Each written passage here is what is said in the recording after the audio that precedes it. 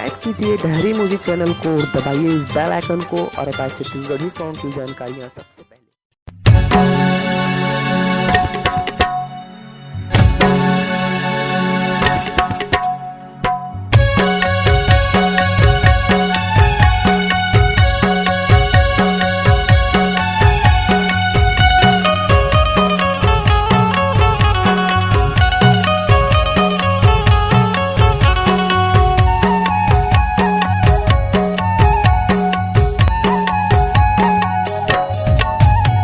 तोर सेवाला मैं गाले थे बाबा, तोर दर्शन ला मैं पाले दूंगा। तोर सेवाला मैं गाले थे बाबा, तोर दर्शन ला मैं पाले दूंगा। जिला मुंगेली मोतीपुर नाम है अमर टापू धाम, तोर सेवाला मैं गाले दूंगा। जिला मुंगेली मोतीपुर गाँव है अमर टापू धाम, तोर सेवाला मैं गाले दूंगा। तोर सेवाला मैं गाले ते बाबा, तोर दर्शन ला मैं पाले दूंगा। तोर सेवाला मैं गाले ते बाबा, तोर दर्शन ला मैं पाले दूंगा।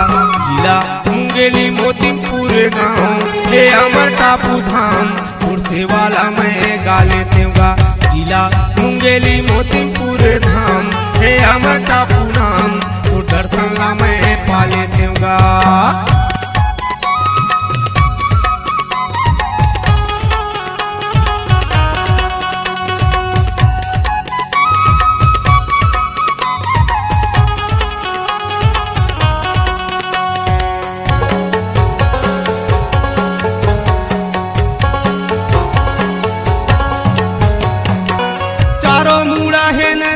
बीच में टापू बाबा जिहाँ पड़े है तोरे पाँव। हाँ चारों मुड़ा है नदी बीच में टापू बाबा जिहाँ पड़े है तोरे पाँव। हाँ आए जाए बर बने हमें फूल बाबा चरण के धूल, माथा में मैला गाले दूंगा। जिला मुंगेली मोतीपुर गाँव हे अमर टापू नाम, तो दर्शन ला मैं पाले दूंगा।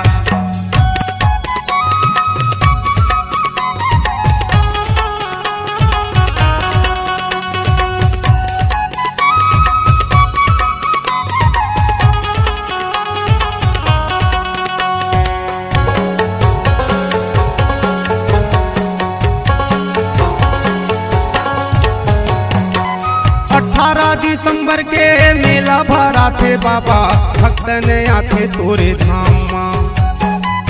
18 दिसंबर के मेला भरा थे बाबा, भक्तन आथे तोरे धाम।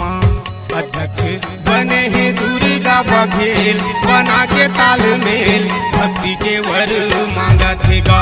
जिला मुंगेली मोतीपुर धाम हे अमर टापू नाम, तोर सेवाला मैं गाले दूंगा।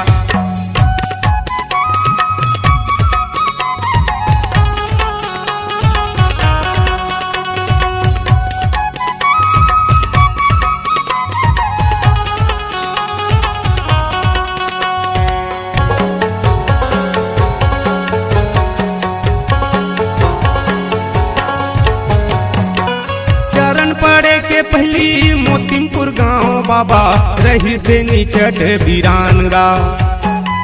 चरण पड़े के पहली मोतीपुर गाँव बाबा रही से निचट वीरानगा। जबले पड़े है बाबा जी के पाँव सड़क बन के गाँव, सड़क के सुखला पाले दूंगा। जिला मुंगेली मोतीपुर धाम हे अमर टापू नाम, तोर सेवाला मैं गाले दूंगा। तोर सेवाला मैं गाले ते बाबा, तोर दर्शन ला मैं पाले दूंगा।